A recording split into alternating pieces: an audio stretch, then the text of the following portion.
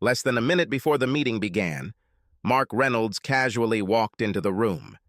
He calmly took a seat against the back wall and turned his attention to the attractive woman standing in front. He couldn't help but notice her disdain as she glanced at him before checking her watch and calling the meeting to order. She was tall with a rather noticeable nose, but it suited her face very well. His grandmother called them big-boned. She was not overweight, but she had outstanding curves where, in Mark's opinion, a woman should have them. Mark studied the woman as she turned to point at a slide presentation on a large monitor. In his opinion, she is about 25. Her dark hair is combed into a tight bun. Mark decided that this was an attempt to appear stern and businesslike. Sandra Phillips, for her part, quickly determined that the last man to enter the meeting room was what she considered a himbo type, a sexually attractive, naive, and goofy man. He is about 1.80 meters tall, with a strong jaw and deep blue eyes. He is dressed in a business casual style that emphasizes his strong physique. At exactly 9 o'clock in the morning, Sandra started the meeting. "I am now the marketing director and sales manager for Smith & Haynes. My name is Sandra Phillips. I have available degrees in marketing and business administration. I hope we can work together to increase sales as well as improve customer satisfaction. It's no secret that knowledge of a quality product sold at a competitive price leads to success in the market. Because of this, from now on, every member of our sales team will be required to dress professionally. I see most of you have already accepted this fact." Mark couldn't help but notice that his new boss was looking right at him. Apparently, she didn't approve of his jacket and polo shirt. "Men, when representing our company, you must wear a jacket and tie. Otherwise, you will not work at Smith & Haynes. Ladies must also wear appropriate business attire. There will be no exceptions. I won't talk about this today because obviously this is a new concept for some, but from now on, no one will be allowed to attend the weekly sales meeting in casual clothing. And again, I tell you that there will be no exceptions. Any questions?" Mark couldn't hide his grin as the woman looked at him with obvious annoyance. "Please state your name so I can make some notes on your file," she insisted. Mark realized, clearly trying to intimidate him. "I don't think that's necessary," Mark replied, grinning wider. "Let's just end this meeting and get to work." Everyone in the room froze in complete silence. Mark had never taken things too seriously, but now he had gone too far with his new boss. "Don't you think this is necessary?" the woman repeated. "You know what? And I don't think your presence is necessary here. I have read the company rules. I have the right to give you a week's leave without pay, and that is exactly what I will do. You are not to appear in this building until the meeting next Monday. At this time, I will expect you to wear a jacket and tie and be prepared to apologize." "Thank you, Miss Phillips," Mark said politely, leaving the room. A week later, Mark walked into the meeting room wearing cargo shorts and an Eagles t-shirt. "You understand that I will not allow you to join our meeting dressed like that," Sandra Phillips said. "You act like you want to get fired." "I saved you the trouble," Mark replied, handing her a sealed envelope. "This is my resignation letter. I already went to the HR department and filled out all the paperwork. Good luck with the company." The surprised woman tried to regain her composure. After their first meeting, she made inquiries about Mark Reynolds. "He is the best salesman in the company. Its sales figures are impressive." She believed that as soon as she got him to dress appropriately and accept her mentorship, he would become even more successful. Now he is gone. 2 weeks later, Mark was lying on a trolley under an 80-year-old Alfa Romeo. He was trying to tighten up the transmission when he heard a woman coughing, trying to get his attention. Using his feet, he carefully rolled the cart out from under the classic car into the open space and was more than surprised to see Mrs. Edna Haynes, the owner of the company he had so recently left. She always treated him very fairly, and he reciprocated her feelings. It was a complete surprise to see her in her studio. "Mrs. Haynes, glad to see you again. Any problems? I don't think I've ever seen you here before."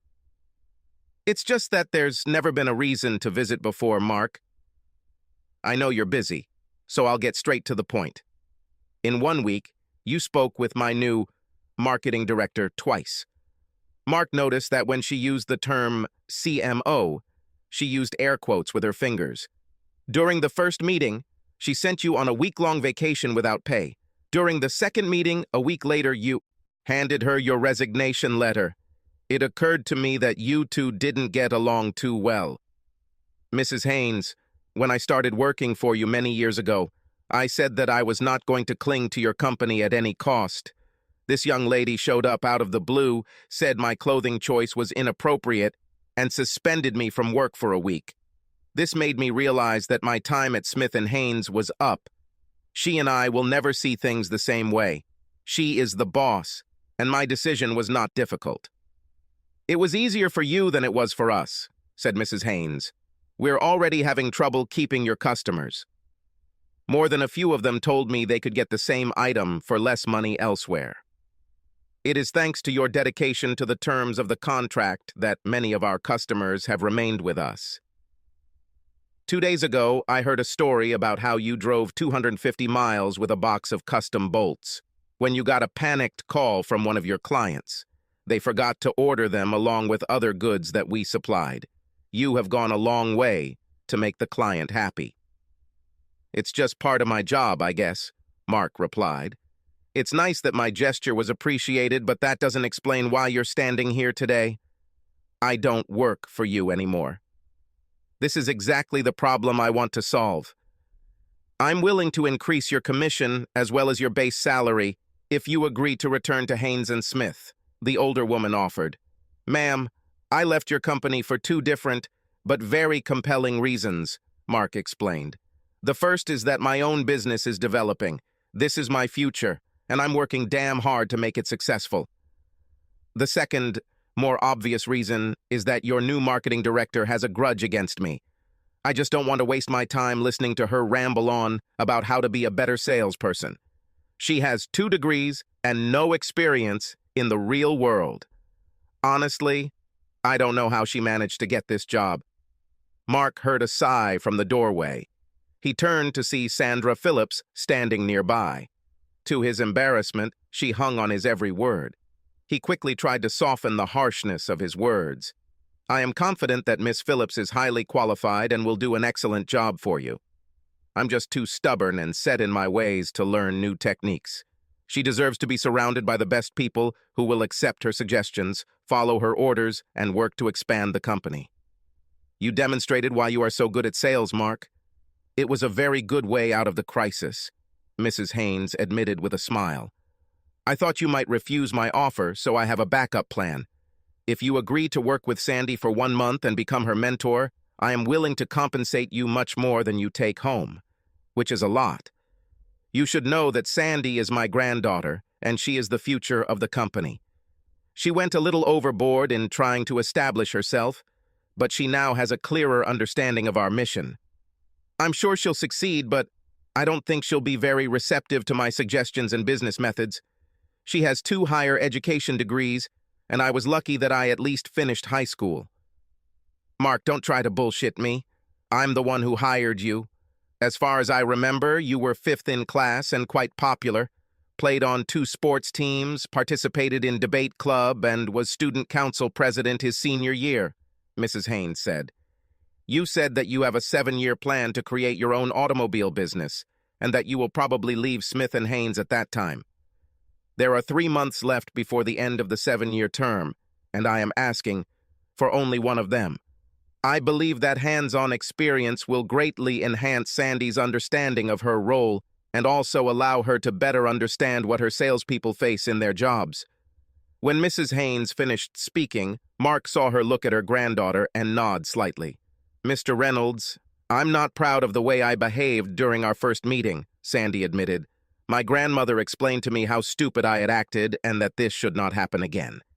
If you accept my grandmother's offer, I assure you that I will fully cooperate and try my best to adopt as much of your selling style as possible.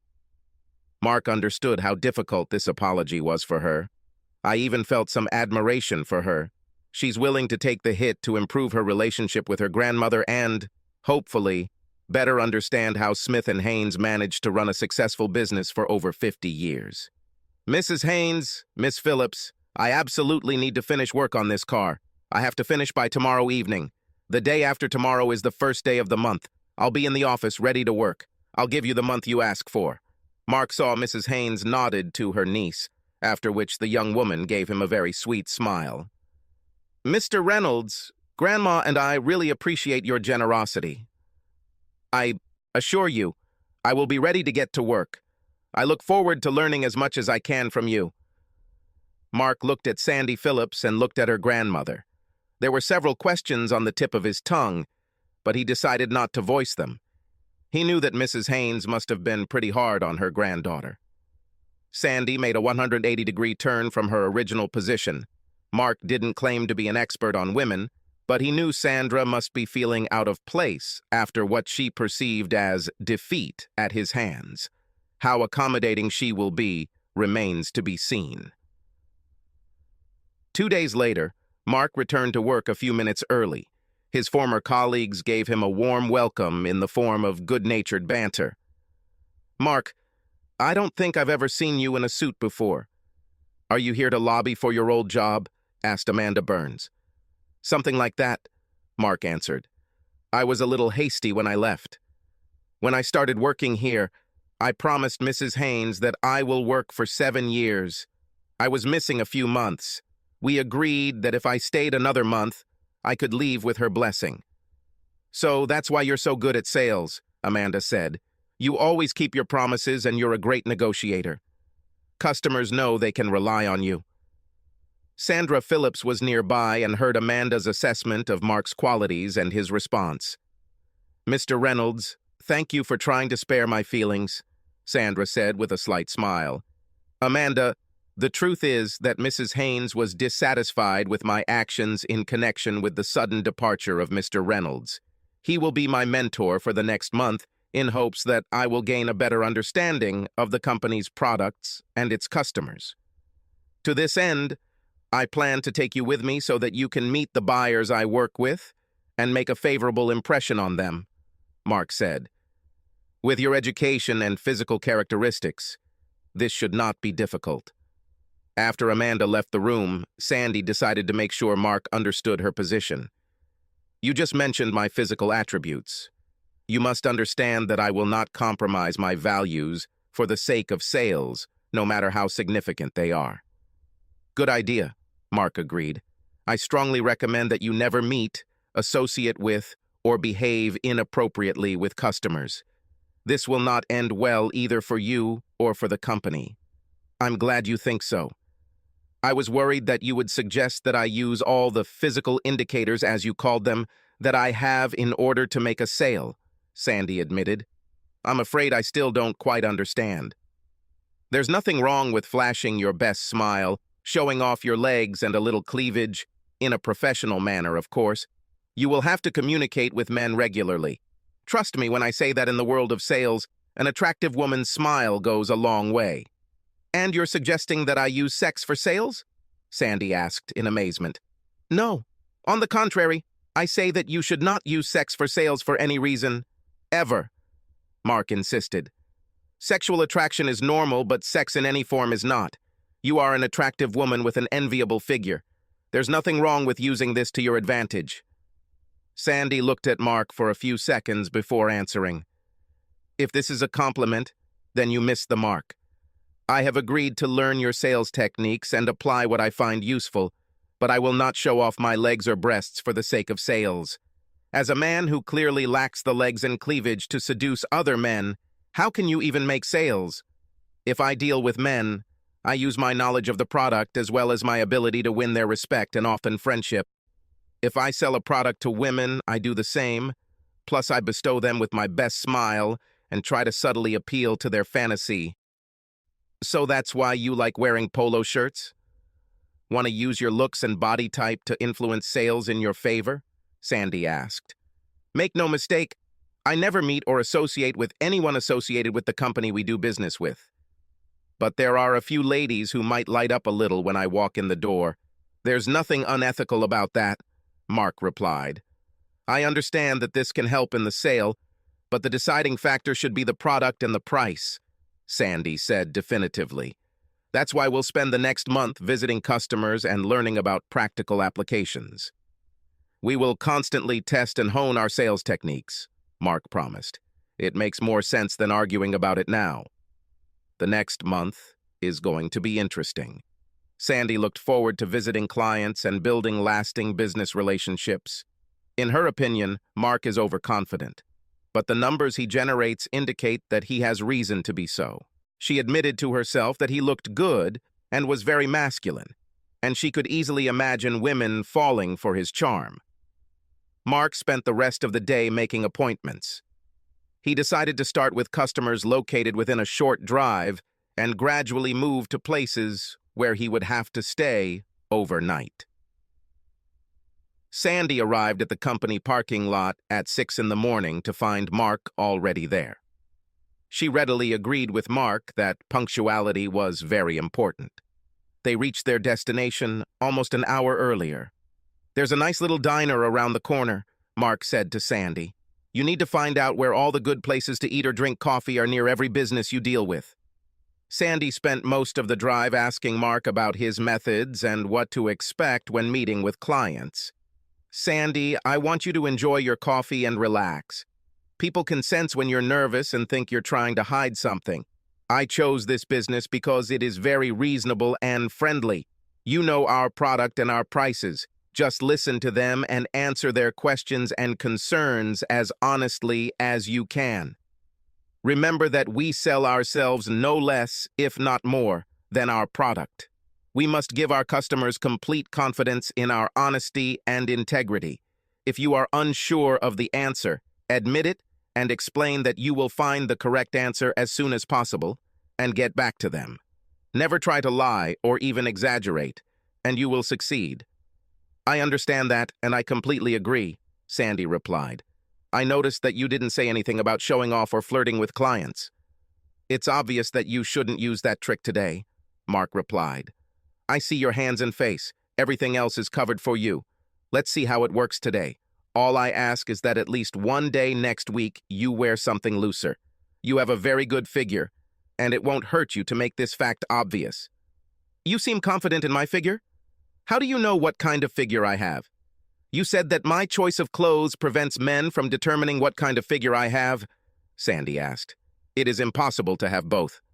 Few men have my powers of observation when it comes to the female form," Mark replied with a grin. "One of the reasons I succeed in sales is my ability to look beyond the obvious. I can often identify self-doubt and personality flaws by talking to a person for a few minutes. Knowing this can make all the difference when making a sale." "I have to say that this is complete nonsense," Sandy replied. "You don't have any mysterious ability to know my bra size or my thigh length. By saying that I have a wonderful figure, you are using your sales techniques on me. You think flattery will soften and even change my clothing choices. But I see right through your feeble attempts."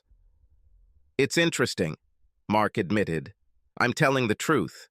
But you think I'm joking about your long and very slender legs. I always try to be honest, but you don't trust me. Now I have to wonder if my clients see the same thing as you.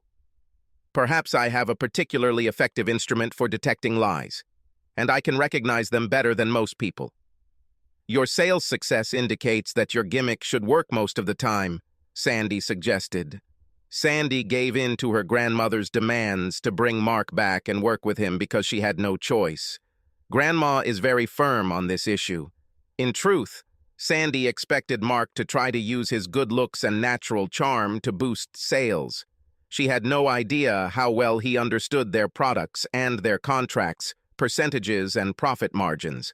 He was not shy about using his charm, but at the same time remained professional in his interactions with clients.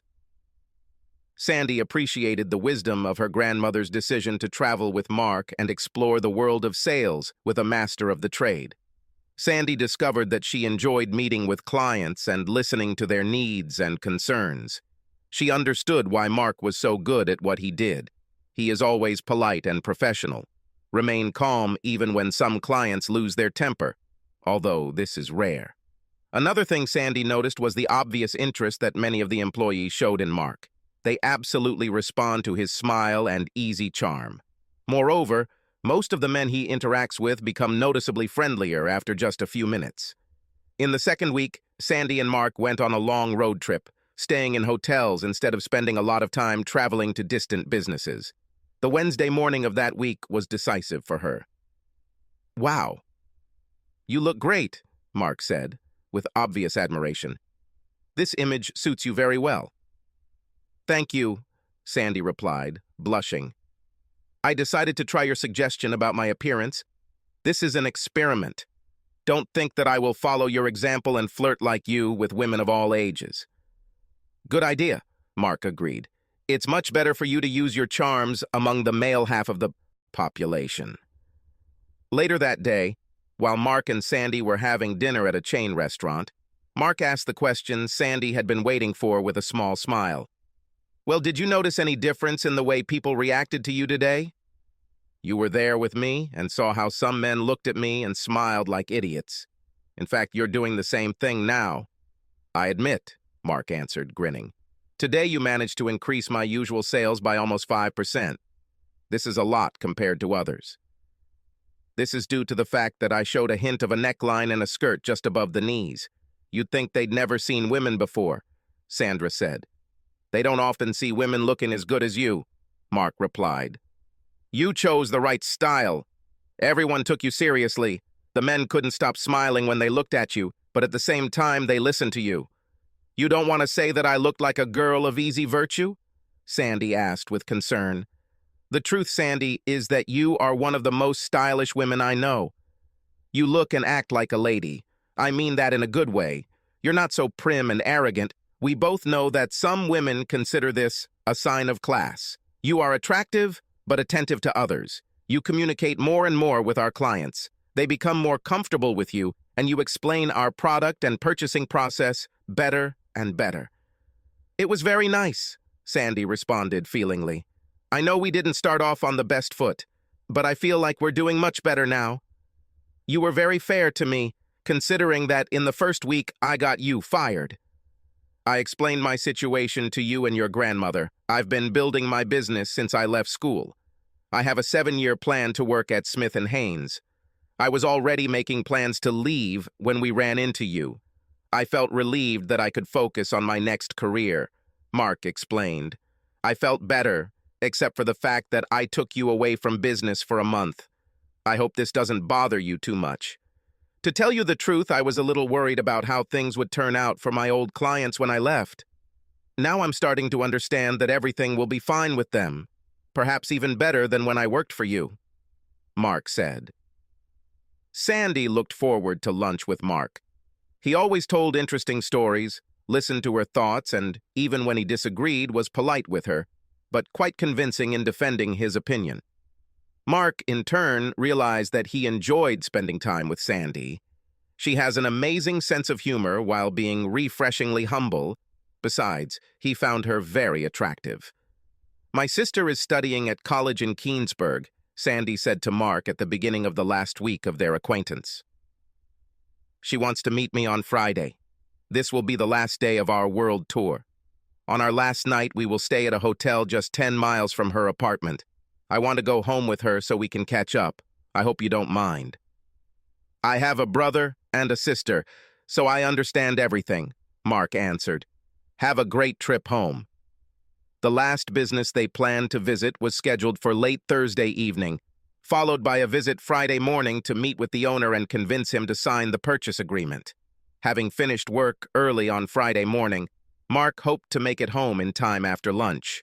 Mark thought the meeting on Thursday afternoon had gone well, except for one very serious problem for him. The 30-year-old son of the company owner has a crush on Sandy. Mark admitted to himself that the guy was good-looking, but past experiences with him changed his opinion. He is assertive and demanding. Mark has repeatedly noticed how he humiliated employees while negotiating a sale. During the drive to the hotel, Sandy acted almost flippantly. She chatted constantly, but about almost nothing. Finally, she couldn't keep her secret. "Brett invited me to dinner tonight, so don't expect me to join you. We'll just have dinner at the hotel restaurant before heading to the bar. There's a small band playing there today, so we'll probably dance." "Brett is a good guy, don't you think?" Sandy asked. although she didn't seem interested in the answer. "Looks good and dresses well. We might even make more profit from his company, although that's not why I agreed to his request." "He seems funny." Mark wanted to express his concerns to Sandy, but chose to remain silent. She will start working without him on Friday morning. She's in her mid-20s, has 2 college degrees, and is destined to gain control of a prestigious company. What could he tell her that she shouldn't know? Mark really liked Sandy, but he felt it would be unethical to ask her out, at least not until their working relationship was in the past. Now he wondered if he had made a mistake or perhaps dodged a bullet. If Brett is the man she's looking for, then she's not the woman he thinks she is. Mark ordered dinner to his room while working on emails regarding his classic car restoration business. He was proud of the success of his business.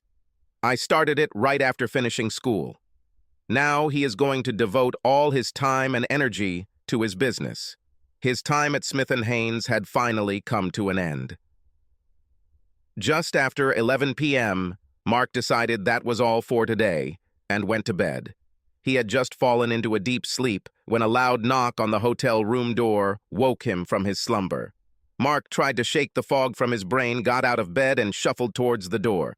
As soon as he turned the knob, Sandy swung the door open and rushed inside, dragging her suitcase behind her. She slammed the door and turned to Mark with tears in her eyes. "This asshole decided it was easy to sleep with me. He insisted on showing me to my room after dinner and a few dances. He took my room key to open the door and never gave it back. He started pestering me without my consent. I asked him to get some ice for the bottle of alcohol he found in the minibar before we started. As soon as he was out of sight in search of the ice maker, I grabbed my phone and suitcase and rushed across the hall. He has my key, so I'll stay with you for the night if you don't mind." Finally, Sandy seemed to notice that Mark was standing in front of her in only his boxers. She slowly ran her eyes over his chest and lower body. "You probably sleep in your underwear. I guess I should be grateful that you're wearing so much. I knew you were a strong man, but you are in better shape than I imagined. I need to write to my sister about tomorrow, so don't pay any attention to me.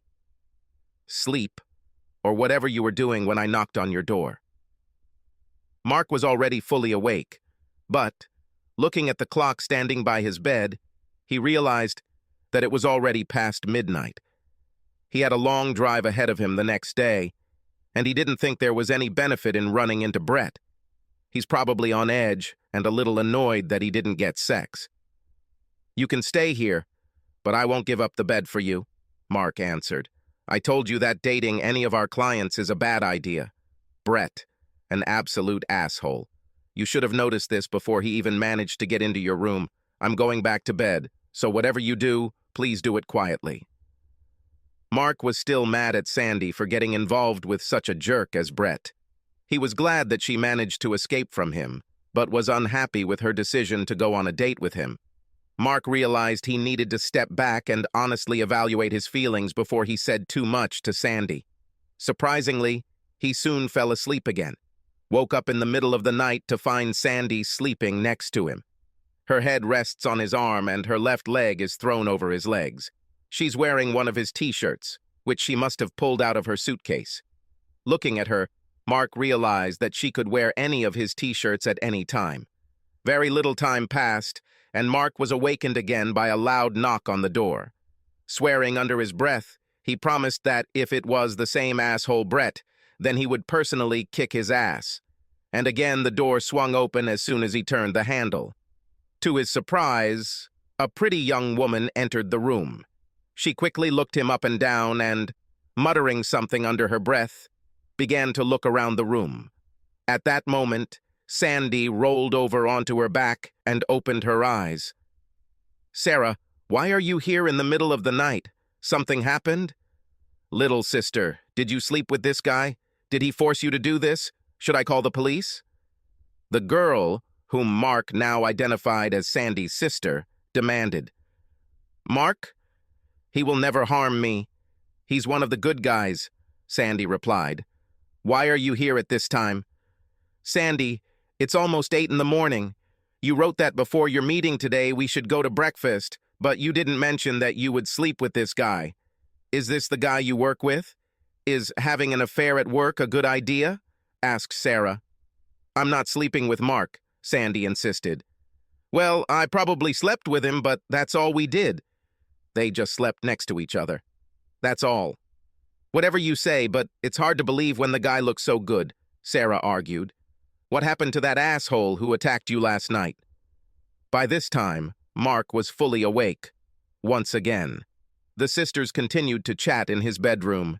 He closed the bathroom door and began to take a shower. Sandy, why would you go on a date with a bully if you have such a handsome guy like Mark at your disposal? Sarah asked when they were alone. Sometimes I don't understand what you're thinking about. To be honest, me too, Sandy replied. I was hoping Mark would tell me to forget Brett and ask me to date him. You're right, he's good-looking. But I can't get him to think of me as a desirable woman.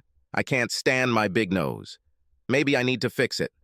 You always said that you were proud of the way you looked, and that any man interested in you would love you for who you are. Did he say anything about your nose or the way you look? Actually, he always tells me that I'm attractive. He just doesn't pretend to believe it. He does a great job at work, but he doesn't seem to be interested in much on a personal level, Sandy complained. Sis, when he opened the door, he was clearly very excited. I can't say whether this is your fault, but I wouldn't be surprised if it is. Maybe he is shy, or maybe he doesn't want to meet a woman at work. What is this? A bruise? Sarah suddenly asked, looking at her sister's cleavage. Where? Oh, shit, Sandy stated, looking at the t-shirt she was wearing. I told you that this idiot was mean to me, but I didn't tell you how much damage he did to me. I didn't want you to worry. Having entered my room last evening, uninvited, he began to rudely pester me. He was drunk and said all sorts of stupid things about how he liked it rough, and that I would learn to like it too. I had to use all my sales techniques to get him to go get the ice. As I said in my message, he still had the key to my room, so I grabbed my suitcase and phone and hurried here to Mark's room. This guy hurt me, and I was afraid he wouldn't take no for an answer. Did Brett pester you so much that you got bruises? Mark demanded. Sarah and Sandy were surprised to find Mark standing behind them, wearing only a towel wrapped around his chest. The expression on his face was something Sandy had never seen on him before. He was beside himself with rage. Seeing how upset he was, Sandy immediately responded, Yes, I didn't encourage him or give him any permission to touch me, Mark. Mark seemed to consider her words before making his request. I don't want to embarrass you, Sandy, but can I look at the bruises? If Sandy was surprised by the request, then her sister was simply stunned when Sandy nodded and pulled top t-shirt down so much that her left breast was exposed. It never occurred to Sandy to refuse Mark. She watched the intensity of his emotions play across his face. It was obvious that he was very upset. She couldn't help but feel a sense of excitement mixed with worry as he examined her breasts so intently. Sarah, please take some photos of these bruises on Sandy's phone, Mark asked, finally taking his eyes off Sandy's torso.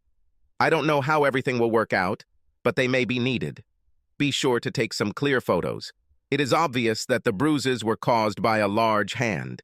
He'll be damn sorry he did that to your sister. I guarantee it.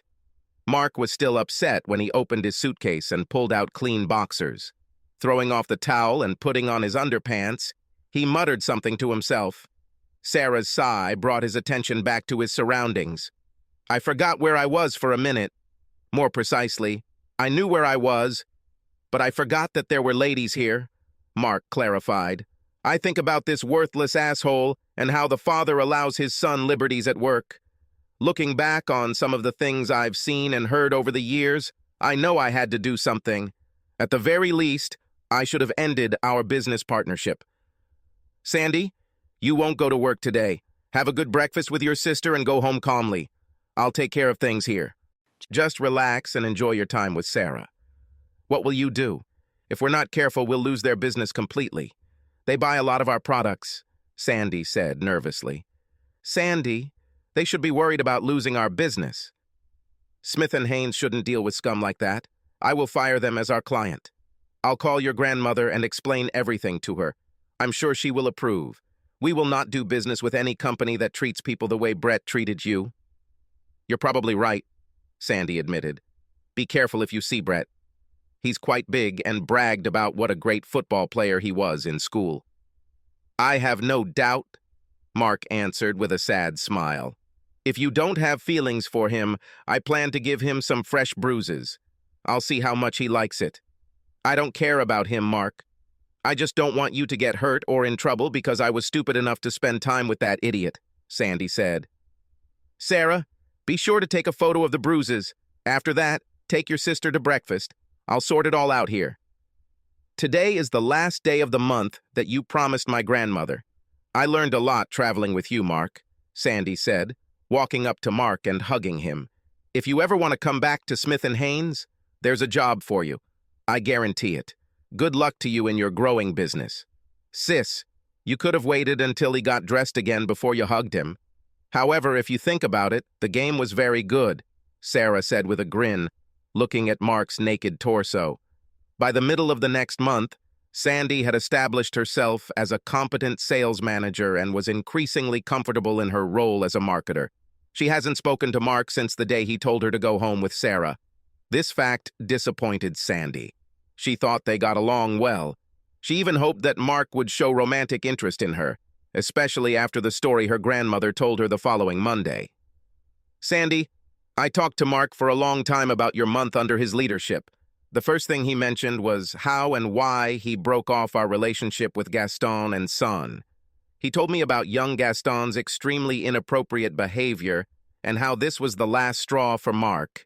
He told Ben Gaston in no uncertain terms that his son Brett, a worthless non-entity, and that he will no longer deal with people of his circle. Mark said he was going to do it. I thought you would understand his decision," Sandy replied. "Will this become a problem now?" "As far as I understand, no. Ben Gaston called me in anger the same day Mark ended our business relationship with them. So they needed our product that much?" Sandy asked in surprise. "Hardly. He wanted me to fire Mark. It seems Mark said some nasty things to Brett and also to Ben. Mark had almost reached his car when Brett caught up with him in the company parking lot. The police have video footage from surveillance cameras. Brett hit Mark. Oh no. I warned Mark that Brett was a big guy and quite tough. Was he hurt?" Sandy asked. "Yes, he spent the night in the hospital, but he is expected to make a full recovery." After police asked several questions and reviewed surveillance video, Mark was not charged with any crime. "It was obvious self-defense," Sandy's grandmother replied slyly as Sandy cried out in surprise. "Grandma, are you saying that—" "Mark kicked his ass," Mrs. Haynes replied with a wide grin. "You made a very good impression on Mark. He admitted that he wasn't disappointed when Brett attacked him. He was very angry that this idiot treated you like that. Is there anything happening between you and Mark by any chance?" "I haven't talked to him since Friday, but to be honest, I wouldn't mind getting to know him better," Sandy told her grandmother. "He doesn't work for us anymore, so it shouldn't be a problem, right? Darling, if he suits you, don't worry about trifles. You're right. Since he doesn't work for us, then everything is fine. Honestly, I would never pass up the opportunity to date a man like Mark for any other reason than our feelings for each other." Sandy thought about contacting Mark, but couldn't think of any good reason to do so. If he had been even slightly interested, he would have called her or stopped by her work. 3 weeks later, Sandy and her family attended the wedding of one of her cousins. Grandma Sandy is one of 4 sisters. Her 3 sisters each had several children, and now her sisters' granddaughters were growing up and finding spouses. Sandy has 12 second cousins, and they were all attractive. Sandy spent a lot of time with them while they were growing up. They got along with each other like sisters. As the girls moved on to high school and college, Sandy began to feel left out of their conversations, which mostly focused on boys. Sandy considered herself the least attractive cousin. While others told stories of dating and romance, Sandy contributed very little to them. Her cousins noticed this. At school, Sandy was focused on her studies and did very well. but she never had anything resembling a serious relationship. Sarah insisted that Sandy's lack of suitors was due to her strong and unyielding character, convinced Sandy to be less demanding and critical. Guys just don't like girls who are bossy and pushy. Although Sandy recognized that Sarah was right, she was unwilling to accept mediocrity in herself and others. This attitude goes a long way toward explaining why she so often stays home on weekends while her friends and cousins go out on dates. Now another cousin is getting married. Sandy had been to these weddings often enough to know how it would work. First, all the girls will introduce their grooms. Eventually, Sandy will be asked if she has anyone, even though all of her cousins know about her dismal dating history. Sandy will be the center of several awkward minutes, as the girls list the names of possible suitors and the reasons why they might be suitable for her. Eventually, the conversation will move on to less painful topics. At the reception, Sandy felt like she was experiencing déjà vu again. Her cousin, Angela. Angela had just married a handsome, athletic guy, and all her cousins agreed that she had managed to find herself a good husband. "Sandy, did you come with your significant other today?" Marie asked loudly enough for the other women to pay attention to her. "Well, with my new position at Smith & Haynes, I didn't have time for that. Grandma expects me to learn the business well enough to replace her. Don't you have time for dates? Have you met any interesting men since Brianna's wedding last spring?" Marie pressed. "Not really," Sandy began, but Sarah interrupted her. "I would say that Mark is a very interesting man. Sis doesn't talk about it often, but she spent a month learning sales with a real handsome guy. Sandy loves her sister for trying to improve her position in society, but she worries about the inevitable questions she will be asked. Jokas aside, Cousin Charity joined in. Romance at work? Is it still going on? And what does this guy look like? Well, Sandy managed to say, before Sarah revealed the shocking information. "He's coming through the door right now," Sarah purred, looking at the entrance. Mark smiled and shook hands with the groom, who stood at the entrance and greeted the guests. It was obvious that the two men were good friends from the way they slapped each other on the back and laughed. "Oh, wow!" Marie exclaimed. "He's very good-looking, Sandy. You're going to introduce us to your boyfriend, aren't you?" Sandy stared at Sarah, trying to find a reasonable answer to Marie's question. Why did Sarah make it sound like she and Mark were dating? Now she found herself in the most awkward situation. Sarah saw Sandy grimace and decided to try to make the best of the situation. "I don't think Mark has seen Sandy yet. I'll go get him and bring him so everyone can meet him. He's a great guy." Sarah saw Sandy's face turn crimson at her words. Sarah knew Mark only briefly, but she was confident that he would be a gentleman and help Sandy get out of the situation that Sarah had created.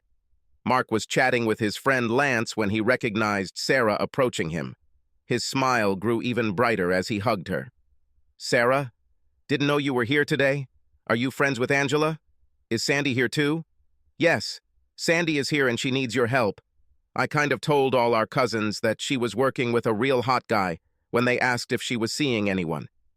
I created the impression that you liked each other, and all the girls want to get to know you.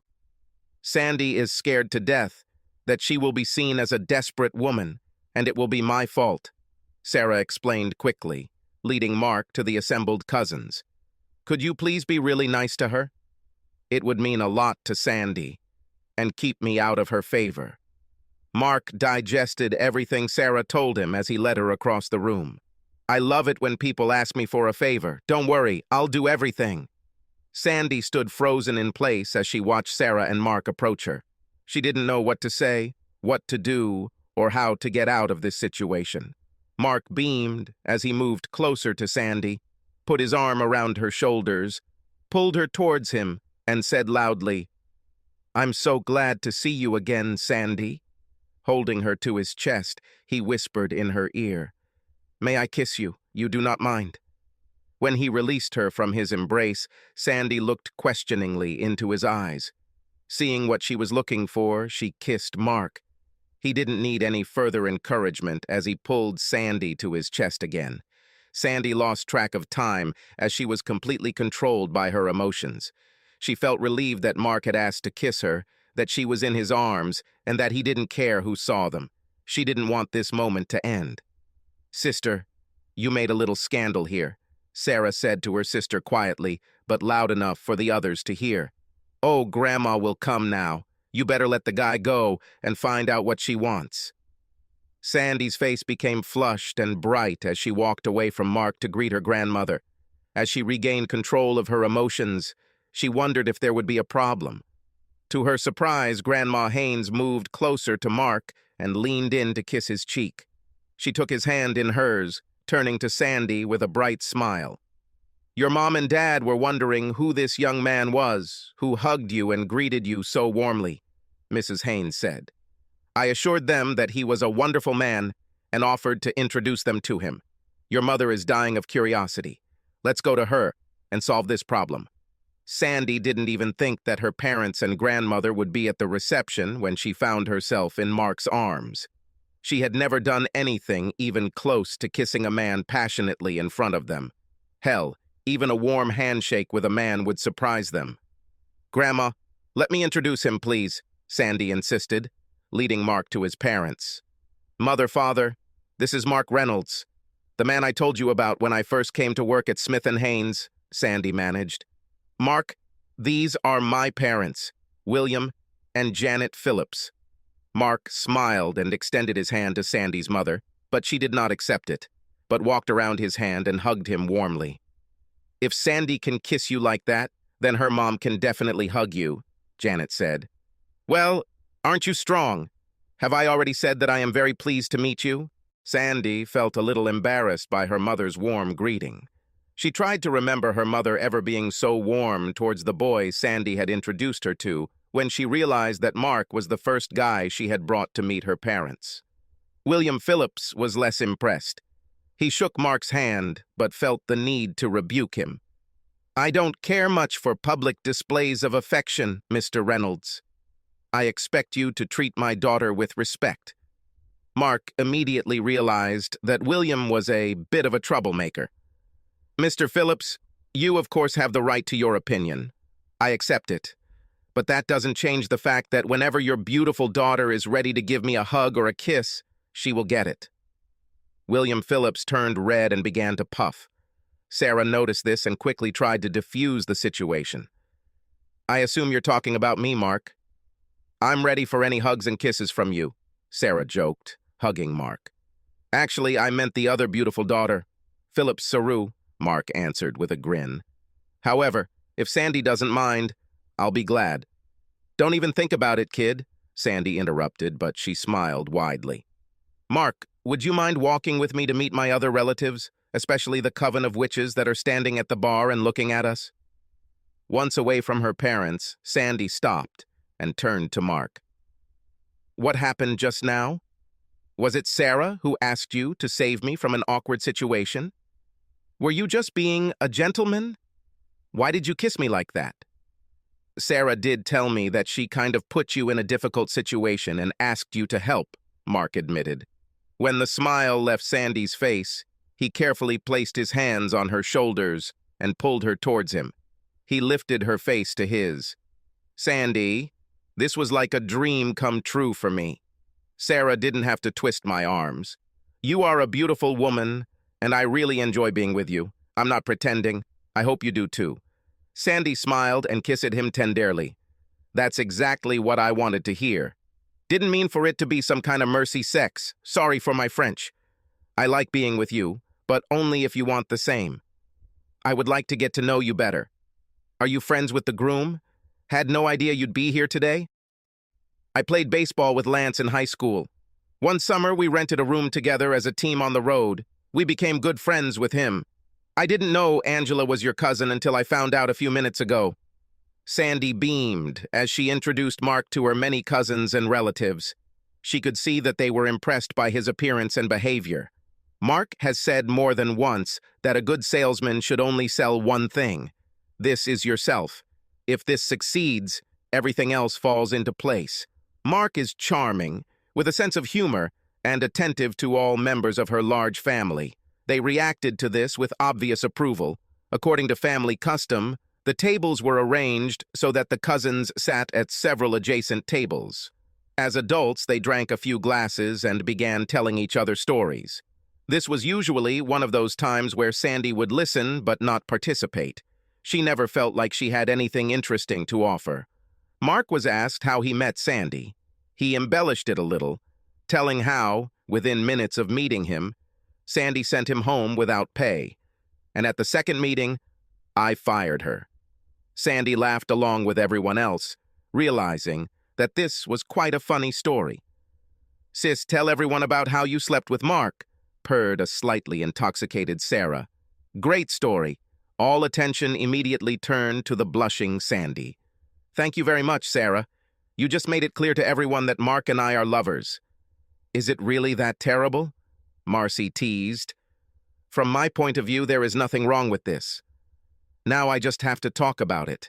Your fantasies will be much worse than the real event," Sandy argued. "This was at the end of my work with Mark as my mentor. I already told you how my grandmother insisted that I learn about sales from an expert. As usual, she was right. I learned a lot. The son of the owner of one of our largest clients flirted with me. To be honest, I was hoping to make Mark a little jealous and agreed to meet the guy for dinner at our hotel and then go dancing at a club. Foolishly, I decided that Mark would insist on his own and stop me. It was he who pointed out that you can flirt a little with clients to increase sales, but under no circumstances should you date them, sleep with them, or have anything other than a business relationship. Mark did not express the slightest protest. I think he went to his room before my boyfriend and I even had dinner. We had a little too much at dinner. After that, we went to the bar and danced and had some more drinks. I started to worry about how much I had drunk, so I told him I had enough for today and went to my room. "So, how did it happen that you slept with Mark when you were at a party with another guy?" asked Marie. "This idiot insisted on walking me to my room. When I pulled out my key card to get in, he snatched it from my hand, opened the door, and followed me in," Sandy said. "I was wearing a dress with a small neckline.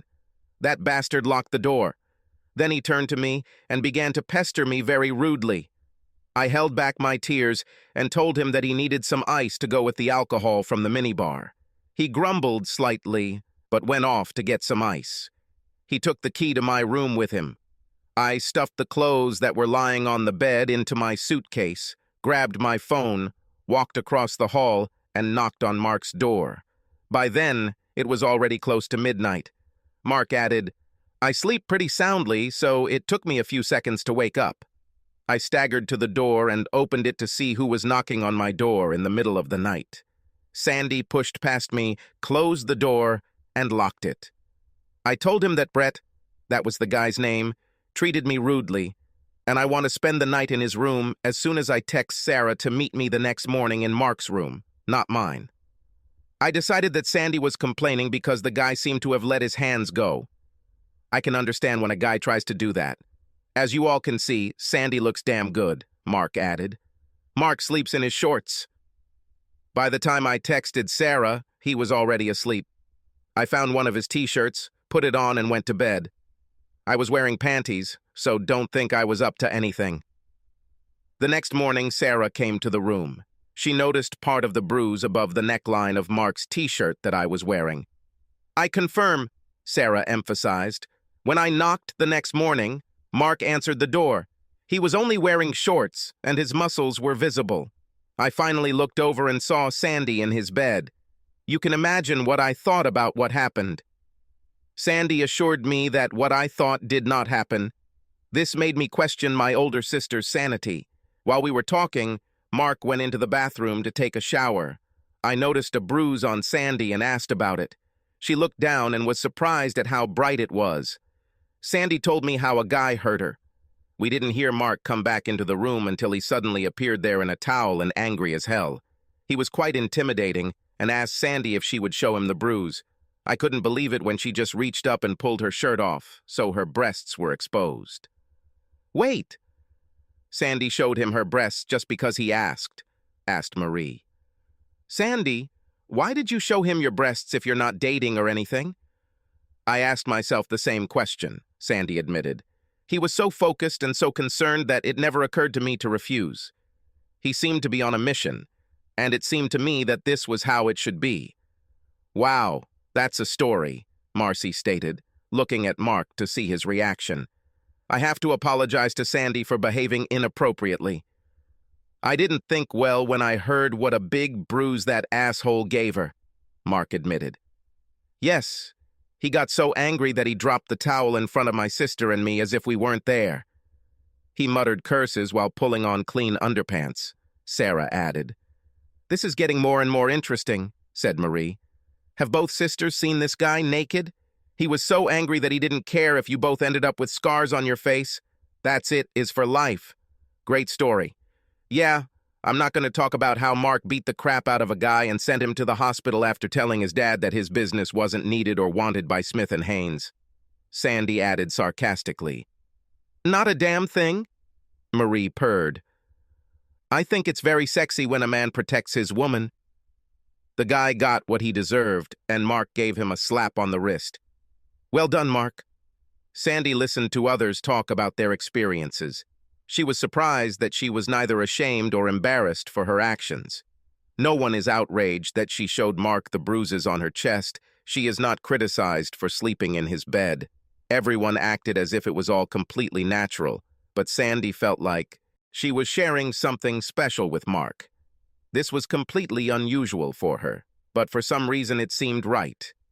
Eventually, the reception began to wind down, and everyone began to say goodbye and tell them what a great time they had. Almost all of Sandy's relatives told her what a wonderful boyfriend she had. This made her happy, but also made her wonder if she really had this guy. "Mom and Dad are ready to leave. Sarah and I are going with them, so we should go too," Sandy told Mark. "Dad is still sulking because you didn't repent when he made the comment about us kissing in public. Mom and Grandmother consider you what they need, just like that.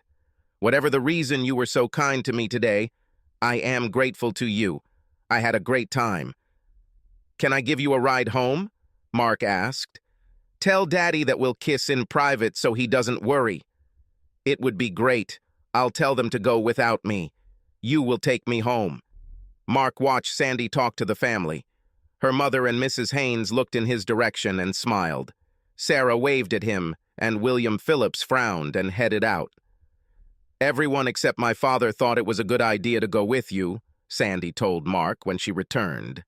"Yeah, he looked like a cat just pooped in his cereal," Mark replied with a grin. Mark began to tell Sandy stories about his youth and family. When they worked together, he never told her about personal things. When they arrived at Sandy's house, she turned to him and kissed him on the cheek. "Tomorrow I'm leaving for Hawaii for business and pleasure. I would like to meet with a few people interested in restoring their cars. Fun is when I spend time with my brother Jeff. He is a Marine, and he has free time. He flies in from Okinawa."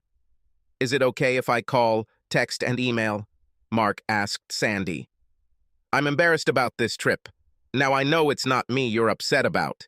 I haven't contacted you since we worked together because I realized that my behavior that morning in the hotel room was pretty bad. I'm not proud of him. Mark, I feel much closer to you now that I know more about your life before we met. You have a wonderful family. I'm sorry that my father turned out to be such an ass to you, but I'm very pleased that both your mother and grandmother really like you. Sarah thinks you're hot, but she's seen you naked, so that's understandable. That wasn't my best moment, Sandy. I have a bad habit of ignoring everything around me when I'm angry or very stressed. All I can think about is the problem in front of me. This was completely inappropriate. I probably looked like a real asshole. Let me apologize to you again." Sarah was very impressed. To be honest, me too. It was completely inappropriate. But the fact that I bared my breasts in front of you was also not the height of good taste. "Maybe we're closet exhibitionists," Sandy suggested. "You're so beautiful, so I understand why you're proud to be looked at," Mark said. "Personally, you take my breath away." "Well, now you've gone overboard," Sandy replied. "I know what I look like. I will never look like a supermodel. My ass is too big and my nose looks like a potato." Mark chuckled at this remark. Potatoes? You have a strong nose, and it gives you character. The condition of your ass is not even discussed. You look like a real woman, not some anorexic blonde. Mark walked Sandy to her door. She stopped and looked at him with a sparkle in her eyes. That was enough, and he pulled her into his arms and kissed her. I'll drive you crazy with texts and emails, Mark promised. I'll call you about when we can agree on a suitable time, taking into account our obligations and the time difference. I'll find time, Sandy promised. I'll be looking forward to your call. Sandy eagerly awaited the text messages and photos that Mark sent to her phone. It's no surprise that Hawaii is a beautiful place. Sandy especially loved the views from Mark's hotel balcony. He had photographs of the beach and the ocean beyond. Sandy decided that someday in the near future, she would definitely visit the Hawaiian Islands. Naturally, on the day that Mark was supposed to return home, Sandy had to go spend the night with one of her company's best clients. She hoped to see him sooner, but this was not expected. It's good that he understands what her job is. Mark told Sandy he had a meeting with clients the next evening, so she stopped at a local grill for happy hour and a blackened fish sandwich. Shortly after Sandy sat down at the table, an extremely attractive blonde about her age sat down at the table next to her. Soon, the blonde was joined by several other young women. Sandy didn't try to eavesdrop, but the group of women at the next table made no attempt to stop it. How was Hawaii, Brittany? Did you have a good time? Your tan looks incredible, the red-haired woman asked the attractive blonde. I didn't see as much as you think, answered the woman Sandy now knew as Brittany. For some reason, I spent a lot of time in bed. Maybe the reason is the tall, dark-haired, handsome man, asked the ash brunette. Perhaps it could have something to do with it, Brittany replied with a bright smile. This man is on fire. However, from our bed, I watched the ships on the ocean, so I think I was able to take in some of the sights. You really fell in love with this guy, didn't you? At school, you thought he was a jerk, the redhead noted. What changed your opinion about him? He was a skinny boy who talked about cars all the time. Quite boring. Physically, he was not impressive. Last Christmas, I ran into him at the mall and he remembered me. I couldn't believe it was the same guy. He's filled in the right places and he's a great conversationalist. I think those 10 days in Hawaii convinced him that I was the girl he dreamed of. You mean you can marry him? Both women asked at the same time. I just want to say that there is a real chance that he will ask me an important question in the near future, and my answer will be yes, if and when he does. Brittany Reynolds sounds good, don't you think? Sandy was so upset that she had to leave before everyone saw her cry. She threw a 50-kopeck piece on the table and hurried out of the restaurant. Later that evening, Mark called her, but she let the call go to voicemail. After thinking about the situation, she decided to block his number. Any normal person would be able to pick up on a subtle hint that she doesn't want to talk to him. Sandy has no intention of becoming one of the women in Mark's stable. He flew to Hawaii with a blonde who looked like a supermodel. She knew she could never compete with women like her. The disrespect he showed was simply stunning. As Sandy predicted, it didn't take long for Mark to realize that Sandy wanted nothing to do with him. A week after Sandy cut him off, Mark wrote to Sarah on social media and asked if she could tell him why Sandy turned her back on him. Sarah responded that evening. Her explanation was very vague. She told Mark that Sandy was not his girlfriend and he should leave her alone. Mark tried to ask Sarah for her answer, but found himself blocked by Sarah as well. Things got more complicated between Thanksgiving and Christmas. A severe winter snowstorm was forecast to hit the Northeast, and the amount of snow measured meters, not centimeters. According to forecasts, the temperature was expected to drop to -13 to 17 degrees with gusty winds. Mark kept a close eye on the weather reports and did everything he could to prepare for the loss of power and possibly communications. Telephone lines and even cell towers were expected to take significant damage from the storm. Mark's phone vibrated in his pocket. He was stunned to see Sandy's number on the ID. Mark, I know I have no right to ask you for help, but Sarah could be in danger. Before the hurricane hit, she was supposed to be driving home from college, but between Henderson and Hastings Corners she had a flat tire. Finale, A truck driver stopped and helped her change the tier, but she lost a whole hour, and by that time it was snowing heavily. She called her mom when she got back on the road. We expected her to return in a couple of hours, even taking into account the bad road conditions.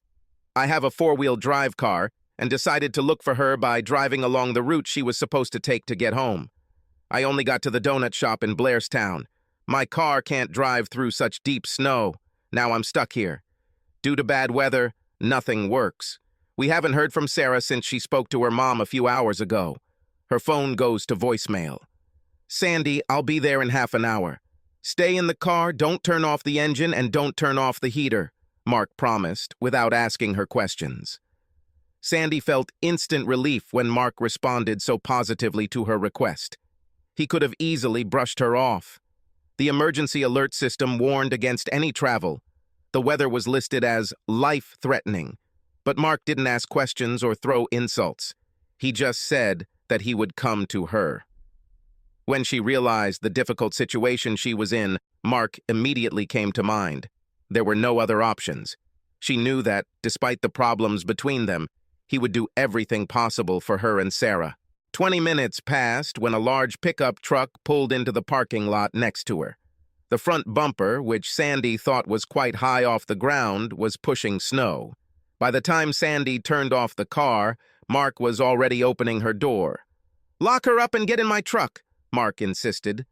"This is the strongest storm in recent decades. We have to find Sarah, or at least make sure she's safe. I was thinking about what route she could take to get home. My concern is that she might have tried to take a shortcut through Warren Road. This is a secondary road and is always the last to be cleared. The houses are far apart, and there are several sharp turns with no guardrails. We always take this road when we go to or from college," Sandy said. "She could get stuck on the road, or worse, drive off the road and get stuck. I'm very worried about her. We won't stop searching until we're sure she's safe," Mark promised. "I have all kinds of gear and equipment in this truck. We are as prepared as possible." It took half an hour to get to Warren Road. Sandy thought Mark was driving painfully slowly, but she was sure he knew what was best. Snow slid onto the hood and fell off the sides, but the big truck kept moving. 10 minutes later, Mark suddenly stopped the car and drove a short distance. Sandy looked around. She saw nothing but white. "What's the matter, Mark? Do you see something?" "The snow on the side of the road looks too small compared to everything else.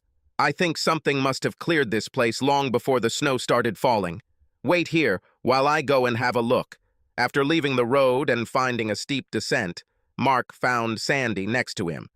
"Look, in that ravine is Sarah's car," Sandy shouted, running away as quickly as the deep snow allowed. Somehow, Mark managed to get to the wrecked car before Sandy. The driver's door was jammed by a tree, so he walked around the front of the car. The door would not open because the gear selector was in the park position. He explained to Sandy that he had a tool in his truck to safely break the window and hurried away. Sandy tried to look inside through the tinted window, but couldn't see anything. What she saw greatly disturbed her. Sarah seemed to slump over the steering wheel. Suddenly, Mark was next to her again. In his hands, he had a small tool with which he broke the window glass. Mark carefully poured the glass onto the floor near the passenger seat. Then he climbed inside and unlocked the door. Sandy jerked the door open, hearing the sound of the lock opening. She crawled over to Sarah, who remained motionless. She spent less than a minute assessing her sister's condition. She is alive, but unconscious. She is hypothermic and has a small bump on her head. Under normal circumstances, it would not be a good idea to move an accident victim, but he will freeze to death if we don't warm him up. "We must risk further injury to save her," Sandy said calmly. "I'll help in any way I can, but you'll have to do most of the carrying of her up the steep hill to the truck. It won't be easy, but we need to keep her warm." It took a lot of effort for Mark, but within 20 minutes he was carefully placing Sarah in his truck, with the heater running at full blast. Sandy asked him to put Sarah in her lap instead of in the back seat. "I want to hold her close and try to warm her up." "How long will it take to get to the hospital?" "I don't want to tell you, but I don't know if we'll have time to get there." I can barely see the tracks I left half an hour ago when I was driving here, Mark answered. I think it would be best for us to be at my house. It's much closer than your parents' house. The hospital will take another hour if we get there. Whatever you say, Mark. I trust your knowledge in this matter. Try to get us there safe and sound so we can take care of her, please. A little over 40 agonizing minutes later, Mark drove the large truck into the spacious garage. In less than a minute, he delivered Sarah to his home. On the way to the house, Sandy was able to contact her mother and tell her that Sarah had been found and that they would do everything possible to take care of her. Sandy assured her mother that Sarah would get better soon. "Where's your bathroom? Do you have a bath?" Sandy asked. "I want to get her out of these wet clothes as soon as possible and put her in a warm bath. Come after me. I'll take her to my bedroom. The master bathroom has a large jacuzzi tub. I'll start filling it with hot water while you take care of Sarah." Mark carefully placed Sarah on his double bed and hurried to the bathroom to get some water, while Sandy began to carefully undress Sarah. "Mark, take her to the bath," Sandy instructed. "She breathes evenly, but her breathing is shallow. Try to carefully lower it into the water. I will go in with her so that she does not drown." Mark carefully lifted the beautiful naked woman from the bed and carried her to the bathroom. By the time he was ready to put Sarah down, an equally naked Sandy entered the tub and sat down, raising her arms to receive her sister. Once both women were settled, Mark began to relax. Sweat was dripping from his nose. This made him think that he was thoroughly wet. He unbuttoned his heavy jacket and threw it on the floor. He began to peel off layers of clothing until he was left in only boxers, fitting him like a second skin. He grabbed a bath towel and stepped into the shower stall. 5 minutes later, I came out in a towel and felt much better.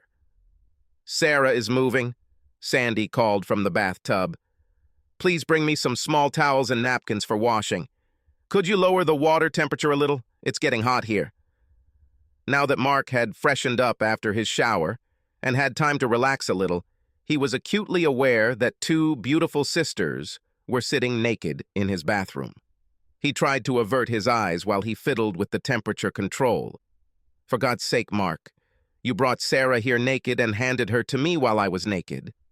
You don't have to pretend that you didn't see us or that we'll be offended if you see us again. I think you saved Sarah's life. We definitely won't be upset if you get a few extra looks." Mark put on his shorts and pulled a chair towards the bathtub. He sat down and watched as Sandy used a warm, damp cloth to wipe down the parts of Sarah's body that weren't submerged in the warm water. He jumped up and brought whatever Sandy told him. Sarah began to move more and finally looked around with clear awareness. It took several tries, but finally she spoke, focusing her gaze on Mark. "What's happened? How did I get here? Where's Sandy?" "I'm the one who strokes your shoulders and coos in your ear," Sandy answered with a smile. "How are you feeling? We have been very worried about you for some time." "My head seems to be hurt and hurt," Sarah answered slowly. "I remember that I was cold. Then I didn't feel anything. I thought I was dying, and for some reason, I came to terms with it. How did I get here? Where am I?" "We're at Mark's house," Sandy answered. "He picked me up in his big truck so we could look for you. I saw where you slipped off the road. He carried you up a steep embankment through half a meter or a meter of snow to his truck. The roads are so bad that we decided to stop here and warm you up." "This warm water is just a wonderful feeling," Sarah admitted. "I don't have any clothes on. How long has Mark been sitting and looking at me?" "About 2 hours, I think," Sandy replied, grinning. "He wasn't watching you all the time?" His gaze wandered over me every now and then. I couldn't be mad at him after he tried so hard to save your life. "I'm not complaining," Sarah insisted. "I'm just wondering how we end up in such strange situations. Is it possible to wrap yourself in something warm and get some sleep? I can barely keep my eyes open." "Is it okay if we get into your bed, Mark?" Sandy asked. "Sarah can sleep, but I'll have to wake her up every few hours to check her mental state. Do you happen to have any pajamas we could wear?" "Actually, I don't have pajamas," But I have shorts and sweatpants. My t-shirts will be too big, but you've already slept in one of them. I'll bring them. Sandy and Sarah spent the next 10 hours in Mark's bed. Sandy woke Sarah up twice to check on her, but was confident that she was recovering as well as could be expected. When they finally woke up, it was already 2 o'clock in the afternoon, and the storm had subsided. When Mark took his sisters home, their mother demanded that he come into their house, drink coffee, and eat a piece of pie. "Mark, my wife and daughters will kill me if I don't apologize to you for being a little rude when we first met," William Phillips told Mark. "What you did for Sandy and Sarah last night is something I will never forget or be able to repay. Just know that I'm so damn grateful to you." When it was time to leave, Sandy walked Mark to the door. "You are a good person, Mark. I knew you would help me when I called you, and you did it. Thanks for everything. Can I call you sometime, Sandy? I don't know why I made you so angry, but this time I will try to do everything right." "I actually don't think that would be a good idea, Mark. I appreciate everything you've done for us more than you can imagine, but I really don't think I can spend any more time with you. I can't change my feelings." Mark was completely confused, but Sandy's final refusal of any communication with him forced him to come to terms with the situation. He nodded and left Sandy standing on the porch. "This man is in a little pain," Sandy's mother said. "Are you sure he has other girls? He seems so sincere."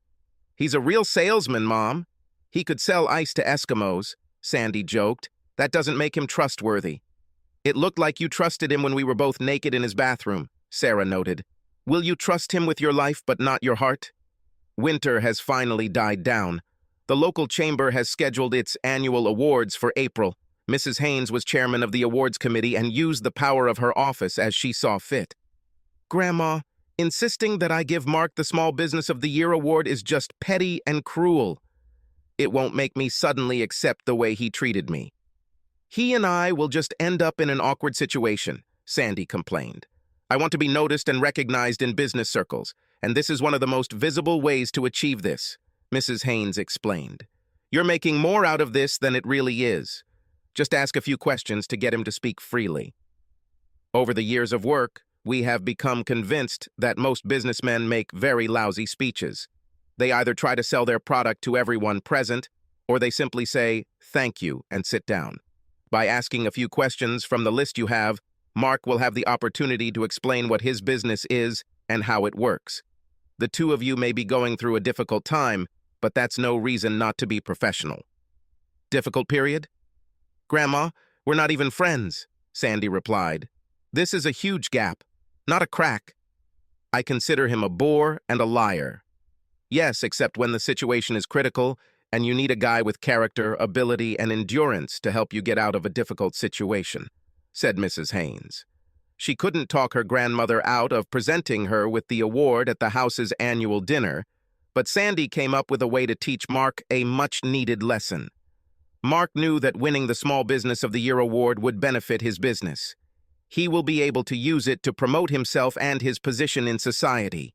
His roots came from sales, and he understood that good press always helps make a sale. The problem is that the letter he received said that Miss Sandra Phillips would be presenting the award. She practically demanded that he leave her alone, and he obeyed her wishes. However, that didn't mean he didn't think about her often. It hurt him that she thought he was so reprehensible without even knowing why. His parents insisted that he go to dinner and graciously accept the award. He reserved 2 tables for the presentation.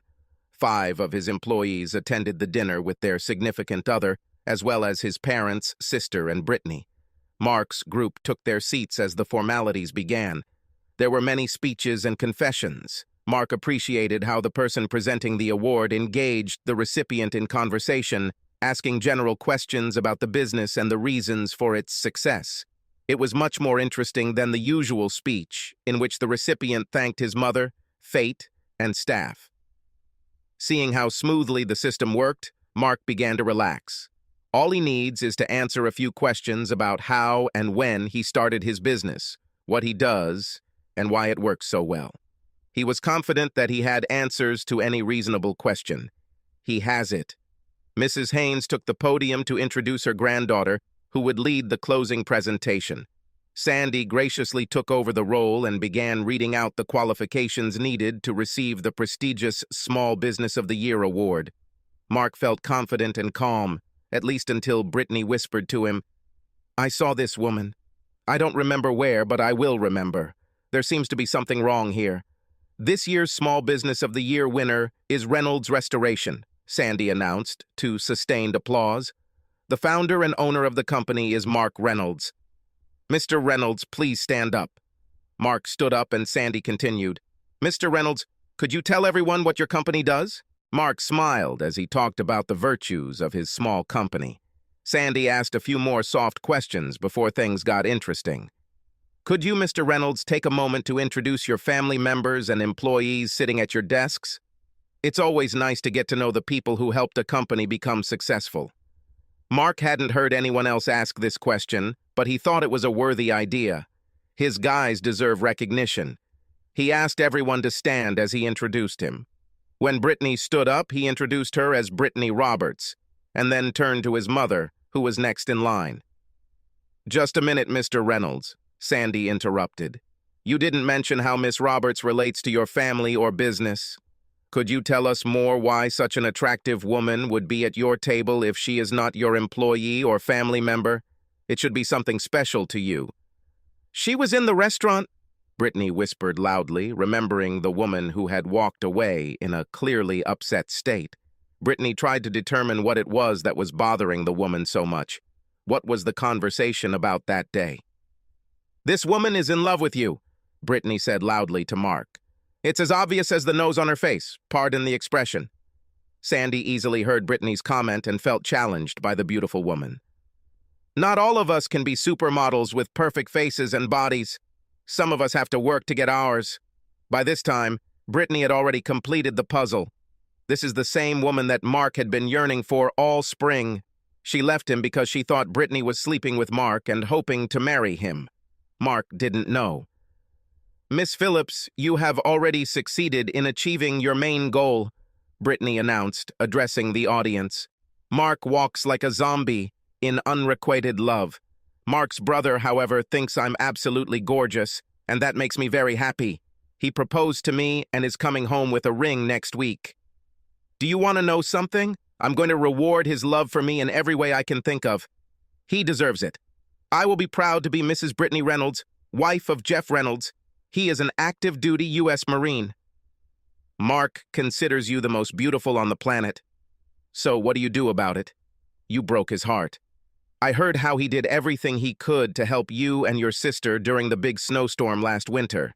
If your goal is to somehow confuse or offend him, I will stand against you. Mark and Jeff are as close as only two brothers can be. Anyone who stands against Mark will be against Jeff and me." Sandy was stunned by the blonde's revelations. She went to Hawaii to see Mark's brother. Mark didn't sleep with her. She said Mark thought Sandy was beautiful. The idea of making Mark admit that he is a two-faced boor failed completely. "Mr. Reynolds, I apologize for my behavior this evening. I've crossed all boundaries." "Congratulations on your well-deserved award," Sandy stammered before taking a step towards her seat. "Just a minute." Mark's words made Sandy stop and turn to face him. "You asked me several questions. Wouldn't it be fair if I gave you a couple too?" Sandy nodded and walked over to the microphone. "Yes, I apologize again. What questions do you have?" "Miss Phillips, do you love me or not?" Mark demanded. All the spectators gasped in unison when they heard Mark's question. A smile appeared on Mark's mother's face, and Sarah and her mother were delighted. "That's actually not a question that's asked at events like this," Sandy began. "Miss Phillips, do you love me?" Mark demanded again. "So your revenge is to make me look like a fool. Do you want to humiliate me in public?" "I'll play along with you," Sandy said. "I deserved it, didn't I?" Mark stared at Sandy as she prepared to answer. She stared at him in response. "To answer your question, bastard, I am hopelessly in love with you. I have never experienced anything like this before. I acted like a stupid schoolgirl and sent you away. Does this answer make you happy?" "Actually, yes." I have one more question, and then I'll stop tormenting you, Mark said nervously. This must be good, Sandy practically sobbed. What else do you want from me? One more question, and I'll leave. I didn't come here to flaunt my weaknesses in front of hundreds of business partners. I'll answer one more question, and then we'll be done with this. Okay, Mark agreed. Sandy Phillips, I love you more than I ever thought possible. Do you agree to become my wife? Sandy reeled at Mark's comment and question. Suddenly she felt dizzy. Sarah noticed her difficulty and rushed to her side to support her. Sis, Sarah said into the microphone, Mark and 100 other people are waiting for your answer. Do you need time to think about it? I will marry you and be your wife with pleasure. This should be as clear to you as those huge breasts that adorn the chest of your future daughter-in-law, Sandy said to the laughter and applause of the audience. Subscribe to our channel so that your second chaff doesn't cheat on you, and go ahead and listen to the next story, because this story is nothing compared to the next one.